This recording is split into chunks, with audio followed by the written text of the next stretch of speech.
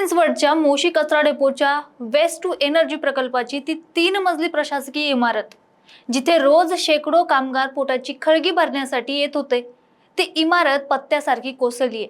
कचऱ्याचा अवाढव्य डोंगर खचला आणि त्याखाली ही अख्खी इमारतच गाडली गेली। काल मध्यरात्रीची वेळ होती।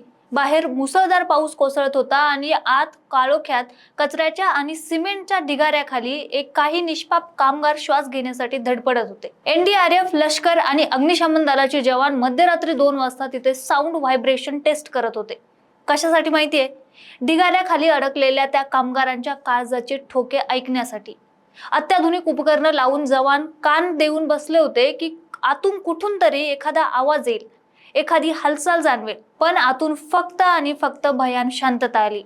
कुठलाच प्रतिसाद मिळाला नाही। पण मंडळी, प्रश्न फक्त या नैसर्गिक आपत्तीचा नाहीये। प्रश्न हा आहे की या दुर्घटनेच्या नावाखाली पिंपरी चिंचवड महापालिका नक्की काय लपवण्याचा प्रयत्न करते? आकड्यांचा खेळ का मांडला जातोय? आज आपण याच अपघाताचा पोस्टमॉर्टम करणार आहोत आणि पालिकेच्या त्या 5 गंभीर चुकांवर बोट ठेवणार आहोत। त्यामुळे व्हिडिओ शेवटपर्यंत नक्की बघा। नमस्कार, मी पूजा आणि तुम्ही बघताय सत्य पे सत्ता। प्रश्न तुमचे, आवाज आमचा। सगळ्यात आधी समजून घेऊया की तिथली नेमकी परिस्थिती काय आहे। ती इमारत तळमजल्यासह 3 मजली होती। तळमजल्यावर पार्किंग, पहिल्या मजल्यात कॅन्टीन आणि दुसऱ्या मजल्यावर कॉन्फरन्स रूम।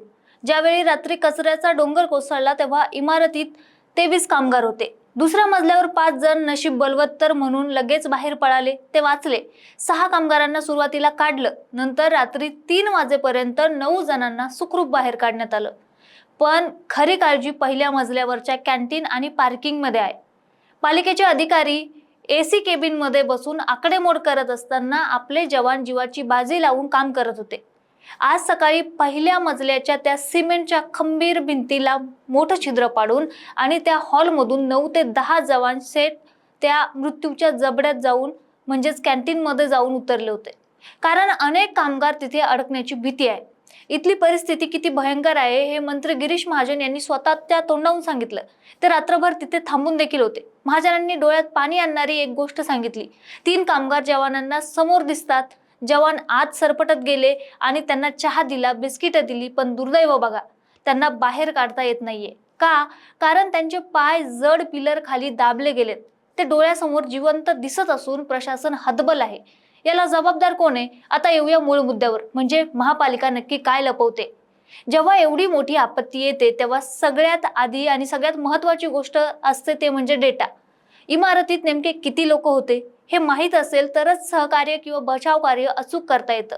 पण इथे तर महापालिकेच्या अधिकाऱ्यांनाच तमाशा मांडलाय। जरा हा आकड्यांचा घोळ बघा। मुख्य अभियंता संजय कुलकर्णी म्हणाले इमारतीत 16 कामगार अडकलेत। पालिका आयुक्त विजय सूर्यवंशी म्हणाले नाही, आकडा 20 आहे। आणि घटनास्थळी पोहोचलेले मंत्री गिरीश महाजन म्हणाले इमारतीत तब्बल 23 कामगार होते। हा काय आता भाजीचा बाजार आहे का, की जो तो उठून आपापला आकडा सांगतोय किंवा आपापला आकडा मांडतोय? स्वतःच्याच वेस्ट टू एनर्जी प्रकल्पाच्या एका प्रशासकीय इमारतीत स्वतःच्याच पालिकेच्या हद्दीत अधिकृतपणे किती लोक काम करत होते, हे बायोमेट्रिक हजेरी काय होती, याचा एकही रेकॉर्ड महानगरपालिकेकडे नसावं का? हा आकड्यांचा घोळ फक्त गोंधळ नाहीये, तर यामागे मूळ आकडा लपवण्याचा हेतू असण्याची दाट शक्यता वर्तवली जाते। तिथे काही कंत्राटी कामगार बेकायदेशीरपणे किंवा विना नोंदणीचे काम करत होते का, हा प्रश्न उभा राहतोय। जर आकडा लपवला नाही तर उद्या मृतांचा किंवा जखमींचा आकडा वाढला की महापालिकेची मान अडकेल किंवा खाली जाईल, ही भीती यामागे आहे का? याचं उत्तर आता मिळालं पाहिजे। गिरीश महाजन म्हणाले की कमी वेळात 600 मिमी पाऊस पडला, कचरा डेपोचं पाणी इमारतीत आलं आणि कचऱ्याचा डोंगर खचला। पाऊस निसर्गाने पाडला, मान्य आहे, पण कचऱ्याचा डोंगर इमारतीवर कोसळेल एवढ्या जवळ ती इमारत बांधायला कोणी सांगितली होती? या वेस्ट टू एनर्जी प्रकल्पाचे कार्यालय आणि तो कचऱ्याचा अजस्र असा डोंगर यांच्यात नक्की किती अंतर होतं? कोणतीही प्रशासकीय इमारत बांधताना सुरक्षित अंतर राखण्याचे नियम आहेत की नाहीये? आणि तिथे सुरक्षा भिंत उभारली होती का? आणि जर होती तर कचऱ्याच्या डोंगराची अवाढव्य उंची पाहता त्या सुरक्षा भिंतीची उंची पुरेशी होती का, की फक्त नावापुरती भिंत उभी करून कंत्राटदाराचे खिशे भरले गेले? हे कार्यालय आणि कॅन्टीन जिथे कामगार तासनतास थांबतात ते कचऱ्याच्या ढिगाऱ्याच्या शेजारी उभारण्यापेक्षा काय डेपोच्या दुसऱ्या सुरक्षित जागेवर उभारता आलं नसतं का? कामगारांच्या जीवाशी हा खेळ खेळला कसा गेला? मंडळी, कचरा खचण्याची ही काही पहिली वेळ नाहीये. देशात आणि राज्यात अनेक ठिकाणी कचऱ्याचे डोंगर खचून अपघात झालेले होते. मग मोशी डेपोच्या एवढ्या मोठ्या प्रकल्पाची इमारत उभी करताना सॉइल टेस्टिंग आणि स्टेबिलिटी रिपोर्ट घेतला होता की नव्हता?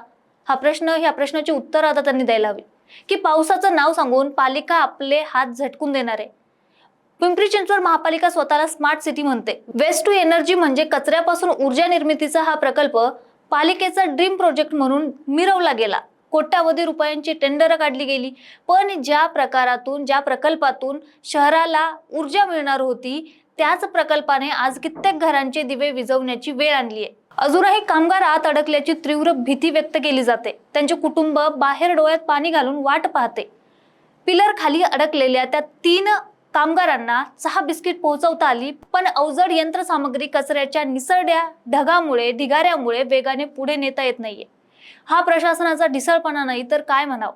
जर पालिकेने आधीच सुरक्षेचे नियम पाळले असते तर आज जवानांवर मध्यरात्री कामगारांच्या हृदयाचे ठोके ऐकण्यासाठी मशीन लावायची वेळ आली नसती.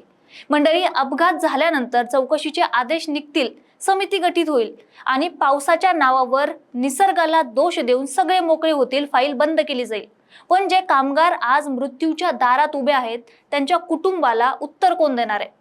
पालिकेच्या आयुक्तांनी आणि मुख्य अभियंत्यांनी या आकड्यांच्या घोळाचं आणि सुरक्षेच्या नियमांच्या पायमल्लीचं उत्तर जाहीरपणे दिलं पाहिजे. कारण महापालिकेचा हा निष्काळजीपणा साफ चुकीचा आहे. पण तुम्हाला काय वाटतंय? महापालिका खरोखरच कंत्राटदाराला वाचवण्यासाठी कामगारांचा आकडा लपवते का? मोशी दुर्घटनेला नक्की कोण जबाबदार आहे?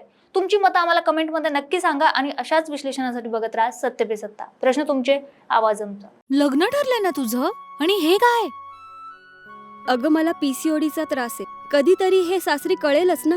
मग त्याच्यामुळे मुलं होण्यात अडचण येते ना. एकतर पीसीओडी इतका गंभीर आजार नाहीच आहे आणि त्यावर सोपा उपाय आहे. आपल्या ईशाला लग्नाआधी असाच त्रास होता. तिने डॉक्टर चाटेज होमिओपॅथी क्लिनिक मध्ये उपचार घेतले आणि तिला आता 2 मुलं आहेत. डॉक्टर चाटेज होमिओपॅथी क्लिनिक, साइड इफेक्ट नसलेला होमिओपॅथीचा नैसर्गिक उपचार. 9545727107.